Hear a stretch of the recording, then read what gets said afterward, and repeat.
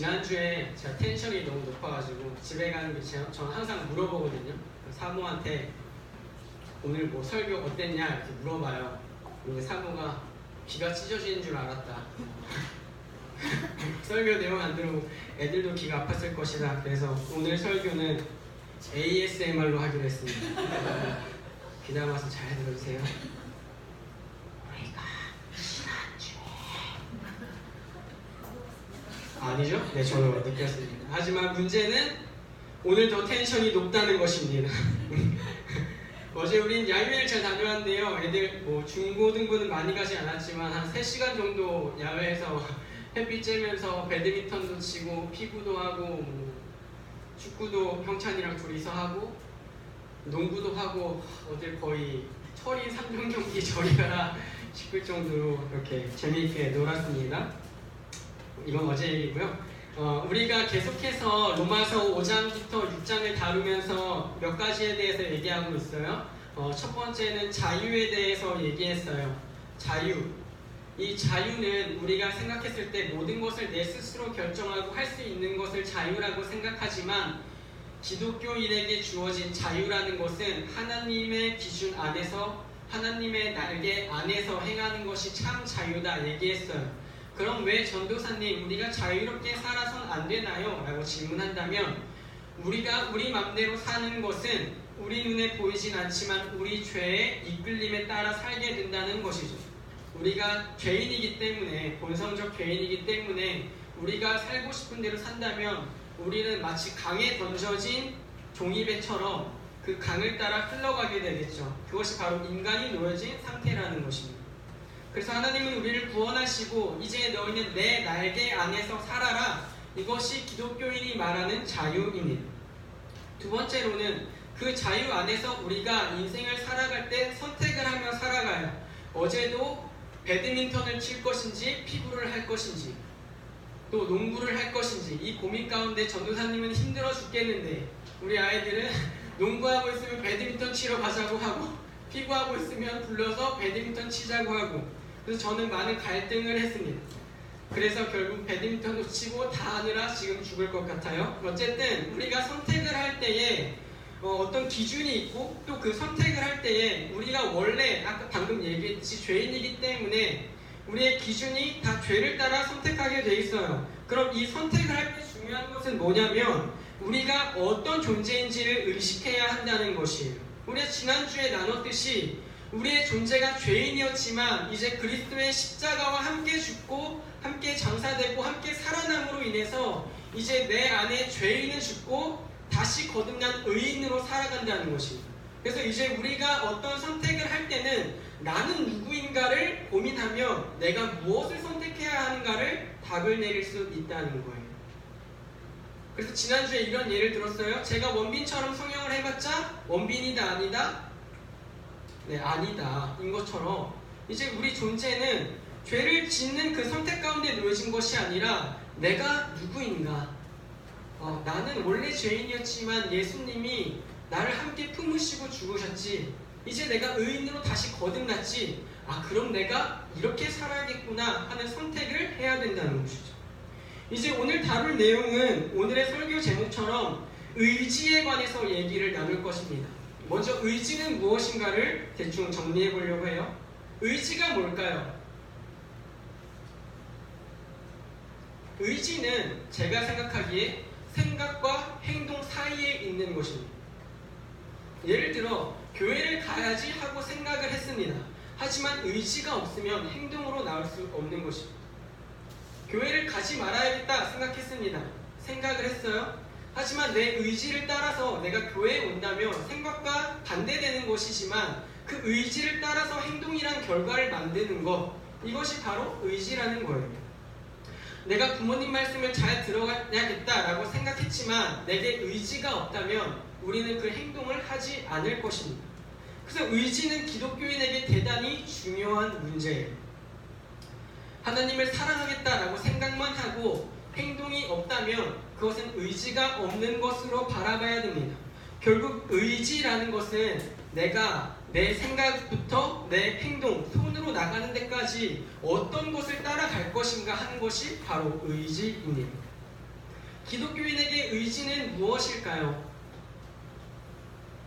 기독교인에게 의지는 하나님을 따라 살게끔 만드는 것이에요. 하지만 우리가 끊임없이 나누듯이 얘기하듯이 이 의지 또한 우리는 죄인이기 때문에 부패했어요. 그래서 우리 안에 하나님을 사랑하고자 하는 마음도 없을 뿐더러 혹여나 하나님을 사랑하고자 하더라도 내 의지가 따라주지 않으면, 내 의지를 올바르게 선택하지 않으면 하나님을 사랑하는 행동이라는 결과는 만들 수 없는 것이죠. 오늘 본문을 쭉 읽어보길 원합니다. 15절입니다. 그런즉 어찌하리요? 우리가 법 아래에 있지 아니하고 은혜 아래에 있으니 죄를 지으리요? 그럴 수 없느니라. 우리가 이제는 율법의 그 법에서 떨어져 나와서 은혜 아래에 있으니까 우리가 마음대로 살아도 되겠네 라고 생각하면 안 된다는 것입니다. 이제 16절부터가 중요해요. 너희 자신을 종으로 내주어 누구에게 순종하든지 그 순종함을 받는 자의 종이 되는 줄을 너희가 알지 못하느냐? 혹은 죄의 종으로 사망에 이르고 혹은 순종의 종으로 의에 이르느니라. 하나님께 감사하리로다. 너희가 본래 죄의 종이더니 너희에게 전하여 준 바 교훈의 본을 마음으로 순종하여 죄로부터 해방되어 의에게 종이 되었느니라. 여기서 중요한 말은 종이라고 되어 있는데요. 이 바울이 얘기하는 종은 좀 자유가 있어요. 종과 노예는 차이가 있다고 제가 한번 말씀드렸어요. 노예는 동물이에요. 그래서 하라는 대로 해야 돼요. 근데 종은 좀 어떤 의식이 있는 노예라고 할까요? 주인과 노예와 그 사람 사이에 있는 자신의 몸을 조금 의탁한 이런 사람이에요. 그래서 이 종이 누구를 섬기느냐에 따라 내가 누구의 종인지가 결정되는 것이죠. 예를 들면 이런 거예요. 민서가 만약에 부자예요. 그럼 제가 민서한테 민서야, 내가 너를 2년 계약직으로 너네 집 가서 살게. 나를 종으로 써줘라. 이게 바로 종의 위치예요. 그러니까 지금 바울이 말하는 종은 내가 누구에게 가서 섬길 것인가, 지금 그것을 통해서 바울은 너희가 의의 종이 될래? 아니면 죄의 종이 될래? 이걸 얘기하는 거예요. 근데 전에는 우리에게 의의 종이라는 선택지가 없었어요. 죄에게 목에 사슬을 걸려서 끌려가서 그냥 죄에게 끌려가서 사망에 이르는 존재가 바로 우리였는데, 이제는 그리스도께서 우리와 함께 죽고 함께 다시 살아나심으로 우리에게 이제 선택지가 생겼어요. 그럼 제가 처음에 얘기했던 의지, 이제 우리는 누구를 따라서 선택하고 누구를 따라갈 것인가, 우리의 의지가 어떤 방향으로 작용해야 하는가를 나눌 것이요. 19절 너희 육신이 연약함으로 내가 사람의 예대로 말하노니 전에 너희가 너희 지체를 부정과 불법에 내주어 불법에 이른 것 같이 이제는 너희 지체를 의에게 종으로 내주어 거룩함에 이르라. 바울은 이제 거듭난 우리에게 무엇을 따라 살아야 하는지 제시해주고 있어요. 우리는 이제 마치 중립 가운데에 놓여진 것 같아요. 죄를 선택할 것인가, 의를 선택할 것인가. 바울은 이전에는 너희는 죄의 종이었어, 너희가 죄를 선택했어 라고 얘기하고 있어요. 그런데 이제는 너희 그걸 버려야지. 그러면서 20절 너희가 죄의 종이 되었을 때에는 의에 대하여 자유로웠느니라. 우리가 죄를 지을 때는 하나님의 은혜건 의건 상관이 없죠. 그저 우리가 살아가는 판단의 척도는 우리의 양심이었죠. 근데 문제는 이 양심이 사람마다 기준이 달라요. 어떤 사람은 파란불에 신호등을 건너는 것이 자신의 양심의 기준이라면, 어떤 사람은 차가 없으면 빨간불이어도 건너도 되지, 고작 몇 미터 안 되는 곳에 내가 차가 안 오니까 빨리 뛰어가면 되겠지, 이게 사람의 양심의 기준이죠. 하지만 이제 우리가 그리스도인으로서 거듭났다면 우리 양심의 기준을 따라 사는 것이 아니라 하나님의 말씀을 기준으로 살아야 한다는 것이죠. 그래서 의에게 너희를 종으로 내주어라 라는 것은 이제 더 이상 너희 뜻대로 너희 마음대로 사는 존재가 아니라 너의 주인이신 하나님의 뜻대로 사는 존재, 그리고 하나님께로 의지를 향하여 나아가는 존재, 그것이 바로 의의 종이라고 바울은 얘기하는 것이에요. 20절에 이어서 얘기하겠습니다. 의에 대하여 자유로웠느니라. 21절 너희가 그때 무슨 열매를 얻었느냐? 이제는 너희가 그 일을 부끄러워하나니 이는 그 마지막이 사망임이라. 우리가 전에 의에 대해서 자유로웠고 죄를 따라 사는 인생이었지만 이제 거듭나서 뒤를 돌아보니 그 죄의 인생이 부끄러워요. 저는 이 본문을 읽으면서 요즘 한참 사회에 핫한 그 마약이 생각났어요. 마약을 하면 뇌가 녹는다고 얘기해요. 어떤 얘기냐면 이 뇌에는 이 시냅스라는 게 있는데 그 신호들이 전기 신호로 해서 뇌에서 반응을 주는 거예요. 근데 마약을 하면 이 시냅스가 활성돼서 막 그 쾌락적인 그 호르몬을 계속 내는 거죠. 근데 그게 점점 과부하가 되다 보니까 뇌가 망가지면서 마약을 하면 사람이 피폐해지고 결국은 죽음에 이르게 되는 것이죠. 마치 죄가 이 마약 같아요. 처음에는 의에 대해서 자유로워서 이 정도면 되겠지. 이 정도 괜찮네. 조금 더 나아가도 되겠네. 여기까지도 괜찮네. 그럼 조금 더 나아가야겠다. 이게 마치 죄의 속성이에요. 그래서 죄라는 주인, 우리가 전에 섬겼던 죄라는 놈은 우리에게 계속 이렇게 얘기해요. 자, 봐. 이 정도까지 너 자유로울 수 있지? 그럼 좀 더 해볼까? 빨간불인데 차가 없네? 이 정도는 건너도 되겠지. 사람한테 걸리지만 않으면 되겠지. 이렇게 죄는 우리를 끊임없이 마약처럼 얘기를 해요. 근데 그 결과는 성경이 말하듯이 죄의 그 열매는 사망이라는 것이죠. 그래서 저는 기독교 안에서 누리는 그 자유를 벗어난 자유, 그러니까 우리가 말하는 하나님 안에서의 자유 외의 자유를 자유라고 얘기하지 않고 뭐라고 얘기한다고 했죠? 어려운 단어로 방종이라고 얘기했어요. 그냥 내버려둔. 내 삶을 내가 통치하고 있다고 생각하지만 내 삶을 죄의 사슬에 내어주어 그냥 내버려두는 것이죠. 그것이 세상이 말하는 자유입니다. 근데 이제 우리는 거듭남으로써 22절, 그러나 이제는 바울이 강하게 얘기합니다. 그러나 이제는 너희가 죄로부터 해방되고 죄가 잡고 있던 그 사슬에서 해방돼서 하나님께 종이 되어 거룩함에 이르는 열매를 맺었으니 그 마지막은 영생이니라. 우리가 아직 삶을 다 마친 건 아닌데 바울은 우리가 벌써 열매를 맺었다라고 얘기를 해요.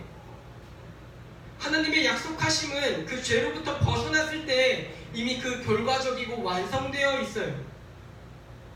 하나님은 우리에게 이미 영생을 약속하시고 우리가 우리 자신을, 우리의 의지를 죄로부터 의에게 방향을 돌이켰을 때에 하나님은 이미 그의 살아가심으로 너의 의지를 봤을 때 내가 사랑함으로 이미 너는 열매를 맺었다라고 약속하시는 것이죠.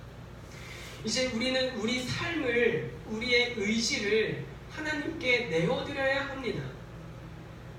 내 삶을 이제 죄에게 내어주는, 내 의지를 죄에게 내어주는 인생이 아니라 내 의지가 어떻게 하면 선한 결과를 만들어낼 것인가 고민해야 합니다. 그때 내 존재를 먼저 고민해야 된다고 제가 지난주부터 얘기를 했어요. 나는 누구인가? 내 존재는 무엇인가? 특히 여러분 시기에 이 고민이 가장 클 거예요. 여러분 시기를 제가 공부했을 때 딱 이래요. 감성과 이성이 레슬링을 하는 시기래요. 어떤 의미냐면 저희가 레슬링이나 UFC 경기, 특히 남자친구들은 그런 경기를 좀 보나요? UFC 이런 거? 안 봐요? 저만 봤군요. 네. 경기를 하면 치열하게 서로 싸워요. 근데 여러분 시기는 이 감정과 이성, 이 생각이 치열하게 싸운대요. 그래서 부모님의 말씀을 잘 들어야 하는 것을 알면서도 엄마의 한마디에 감정이 팍 치고 올라와서 엄마가 뭐라라 하고 문을 콱 닫고 또 방에 들어가면 그래도 이건 아닌데 하고 이성이 감정을 두드려 패고, 그러다가도 문 열고 딱 나가면 엄마가 해준 저녁 메뉴가 마음에 안 들면 나 그냥 라면 끓여 먹을래 하면 또 엄마랑 싸우고, 그게 여러분의 시기예요. 그래서 여러분 시기에 가장 큰 고민이 뭐냐면 하나님의 말씀을 그동안 초딩 때까지는 고지고대로 잘 들어요. 근데 여러분의 생각과 그 감정과 이성이 싸우는 순간부터 뭔가 이건 아닌 것 같은데 하는 생각이 든다는 거예요.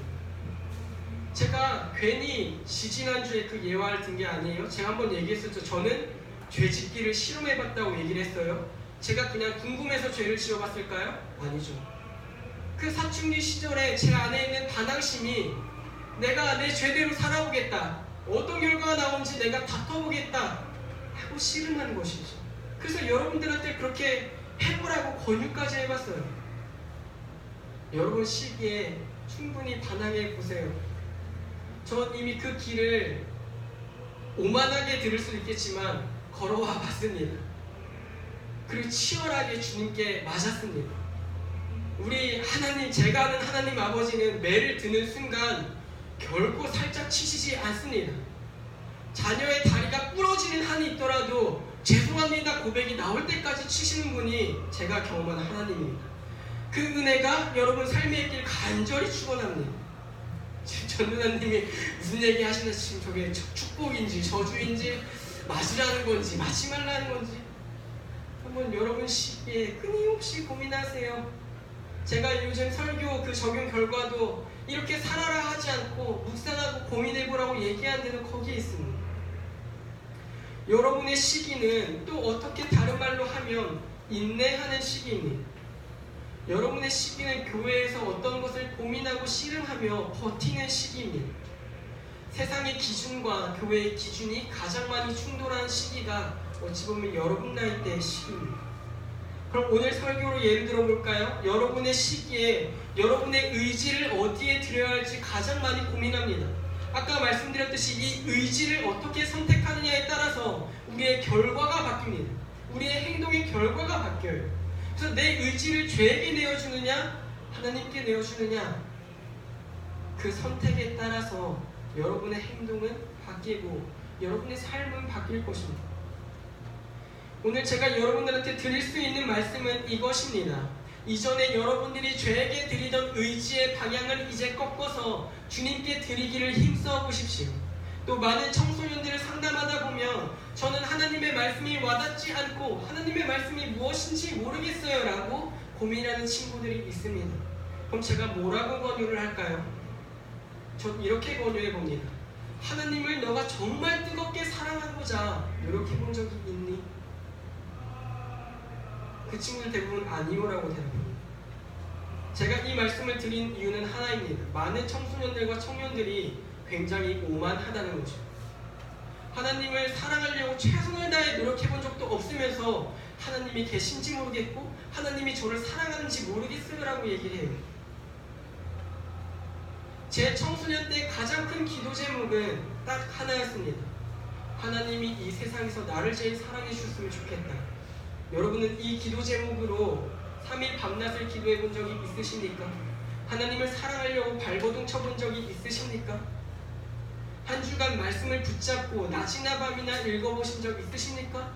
그런 경험도 없으시면서 제게 와서 이런 질문합니다. 하나님이 저를 사랑하신지 모르겠습니다.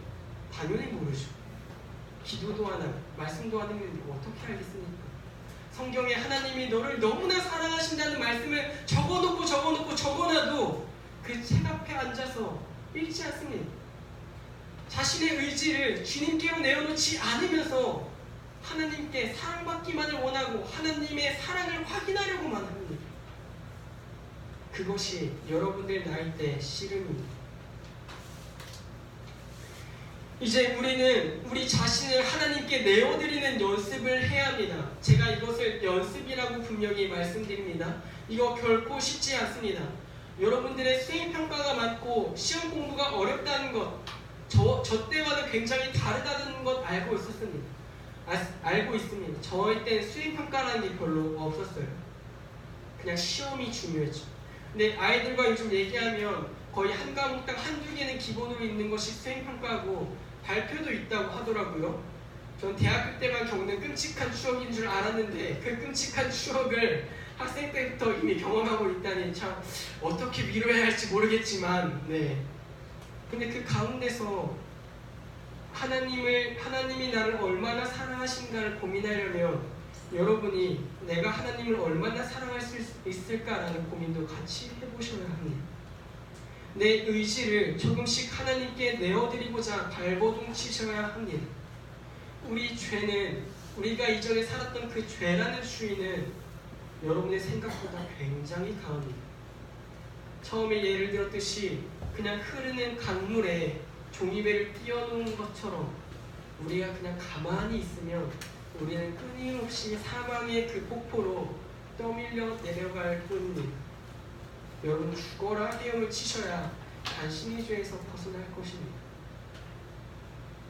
오늘 말씀에서 끊임없이 반복되는 이 의지의 문제는 우리가 이제 거듭난 존재로서 무엇을 따라 살 것인지 고민해야 하는 문제입니다. 그냥 어련히 알아서 되겠지 하는 고민이 아니라 이제 거듭난 존재로서 내가 무엇을 생각하고 무엇을 선택할 것인가, 그 의지의 문제를 두고 생각해 보셔야 합니다.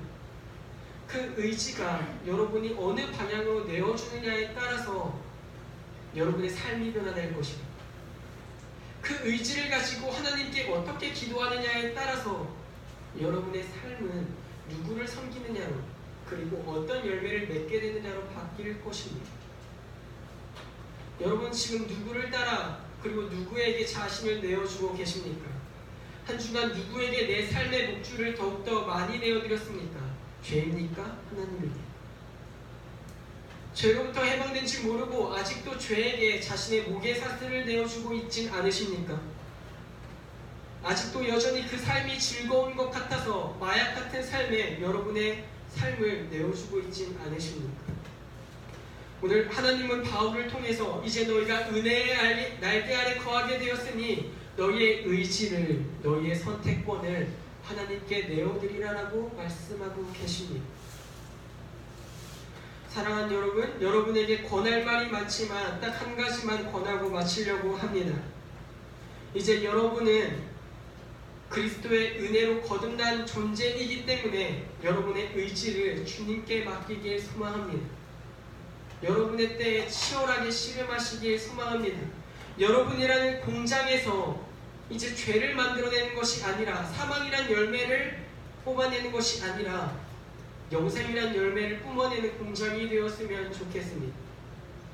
여러분의 삶의 선택의 순간순간마다 여러분의 의지를 하나님께 내어드렸으면 좋겠습니다.